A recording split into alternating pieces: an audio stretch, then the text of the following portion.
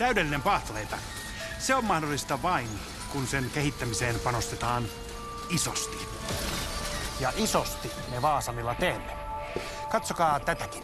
Tai itse asiassa kuunnelkaa. Täydellisellä paahtoleivällä on täydellinen ääni. Se on kuin leijonan karjaisu tarrakenkää avattaessa. Ja seuraavaksi voitelutesti. Paahtoleipä, joka hajoaa voidellessa. Ei meillä. Vai mitä, Gunnar? Juuri näin. Ja sitten se kaikkein isoin testi. Paahdettavuus ja maku.